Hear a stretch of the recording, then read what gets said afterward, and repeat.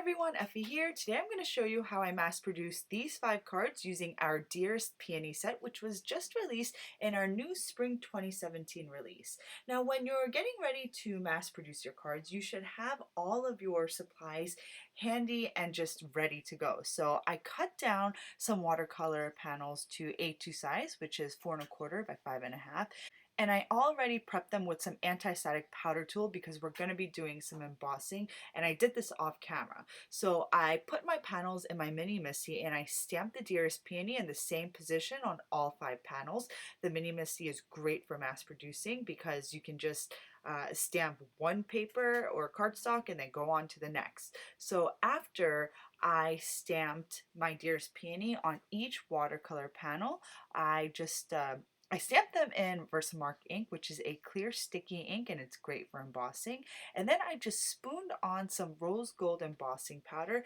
I just did this assembly style also because I had all of my embossing powder in that one giant tub, and it was easier to mass produce, or rather emboss, all 5 panels when you have a larger container storing your embossing powder. So after I have spooned all the rose gold embossing powder onto my Dearest Peony, I'm just going to melt all of that powder with my heat tool. Now before you apply your heat to your first panel, you want to let it heat up for about 10 to 15 seconds to get it hot, and then this is just going to help minimize warping. Once I finish embossing all my panels, I'm going to paint all of my peonies. Now, before I actually apply any paint, before I do that, I'm going to wet the area that I want to paint with water first. So I want to make sure that the area prior to painting is saturated with clean water. And then I'm just going to drop in some color. Now, the top panels, I'm just going to drop a little bit of paint, but then I actually switch over to just squeezing directly from the bottle. And I rarely do this because it just gets messy, and I'm a bit of a control freak and I need to be able to see and control where my pigment is going. So as you can see, I did a little bit of experimentation with this first peony. I'm using the Peony and Tangerine color burst. I really love painting with my color burst. I rarely ever squeeze the powder directly onto my paper and spritz. I know that a lot of people like to do that to create really dramatic backgrounds, but it's just not really my thing, and I just like painting with them because they're really vibrant pigments. For my second peony, I'm going to use my Cadmium Scarlet and Lemon Yellow color burst. And as you can see, I just tapped a little bit of the red onto my wet peony, and I just did some light tapping because sometimes you get a lot of powder coming out, and with the darker colors, I just get a little nervous when I do this with my darker colors because these powders are so bright. With the color burst, a little bit goes a long way. You don't need a lot, especially when you're coloring a medium-sized peony like the one I'm using today.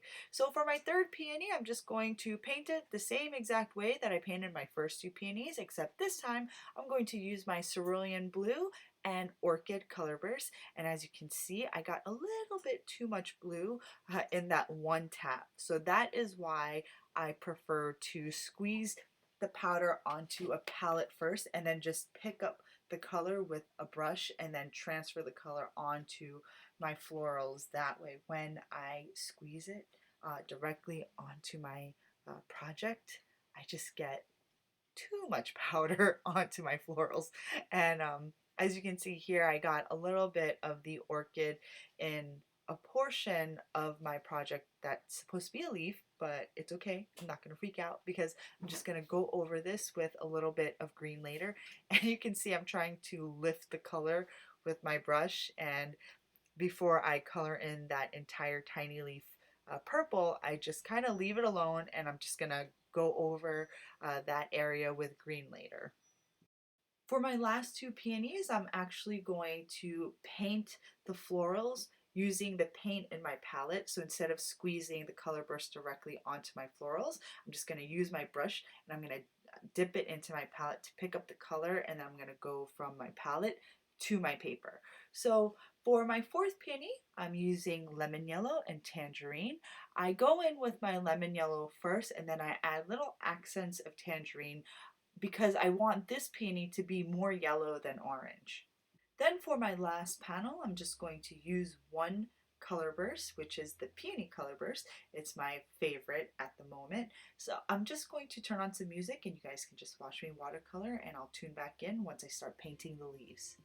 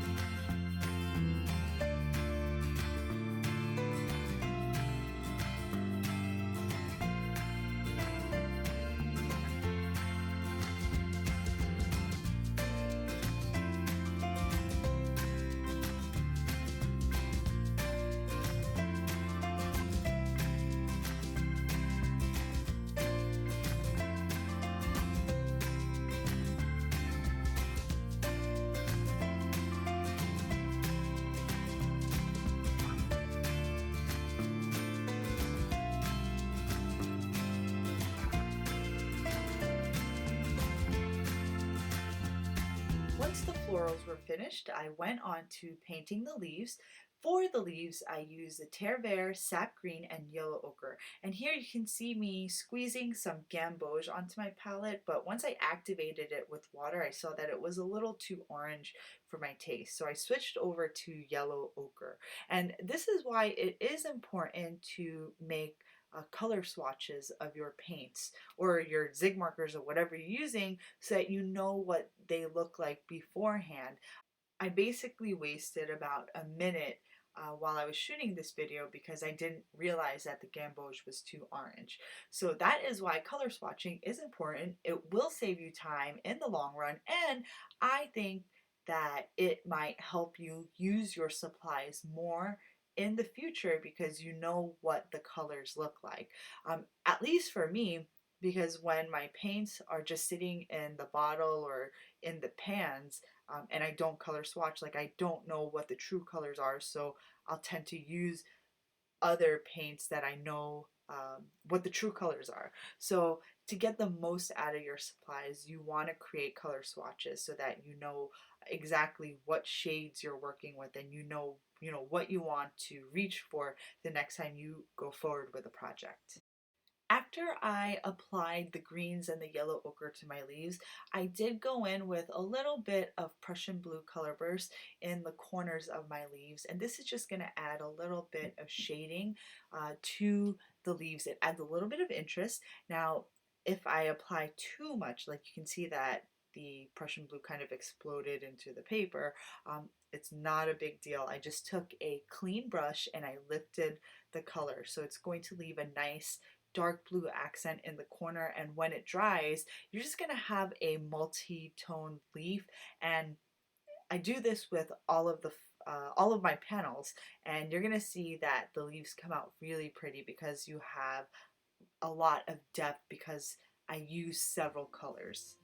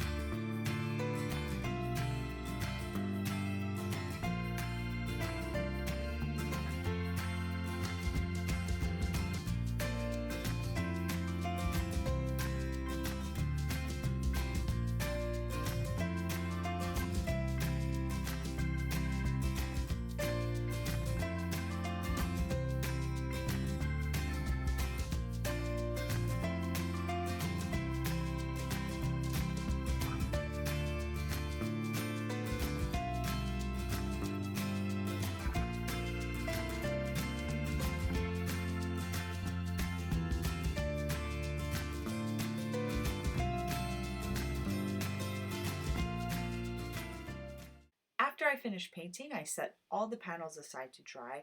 Now, as you can see for this panel, it's a little bit messy. I got outside of the lines, but it's not a big deal because I just took the coordinating die and I die cut the floral, and I'm just going to pop this up over a new clean panel. At this point, I realized that I didn't paint in the stamens, so I just went ahead and did that, and I used some yellow color burst that I had in my palette. Now I'm going to get ready to stamp the sentiment, and I'm going to use my Misty and a vellum grid panel that I made. I just basically drew on a grid onto vellum, and this is going to help me position my sentiments straight onto my panel. So I'm using the sentiment from our Dearest Peony set, and I'm inking them up in our Noir dye ink, and I'm just going to stamp each and every panel with the same sentiment. The one that I'm using is really versatile because it's sending love and hugs on this day to celebrate you, so it could be a really pretty birthday card or just any kind of celebratory occasion. I also stamped an A2 size card panel using the same sentiment, and I stamped it in the same position. For this card panel, I'm just going to blend on some Caribbean turquoise, and I'm going from the bottom towards the top of my panel, and it's just going to have a nice shaded blend of this pretty turquoise dye ink color. After I finish blending, I'm going to use the largest die in our double stitch rectangle dies, and this is just going to add some stitching to the edges of all of my panels, and this is just going to add a little bit of interest. Once the die cutting is finished, I'm going to pop up that die cut Dearest Peony with some foam tape onto that blended panel.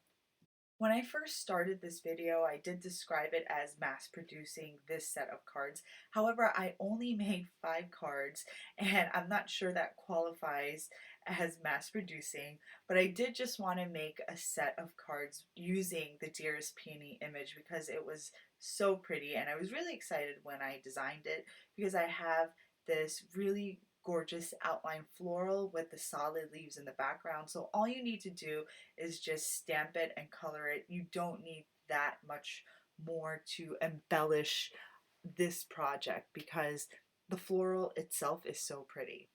Next, I adhered all of my watercolored panels onto some A2 side folding card bases. Once that was finished, I just added some embellishments to my cards. I used our clear 7 and 5mm dewdrops, and all of these supplies are available in our shop now. Adding the dewdrops was the final touch, and now my mass-produced card set is complete. I hope you guys enjoyed today's video. I know it was a little long, but I wanted to show a lot of the watercoloring because I've gotten requests in the past. So all the color bursts are available in our newly debuted boutique section in our shop. So I hope you guys will check out the boutique and some of our new sets from our spring 2017 release. Thanks for watching, guys. I'll see you next time.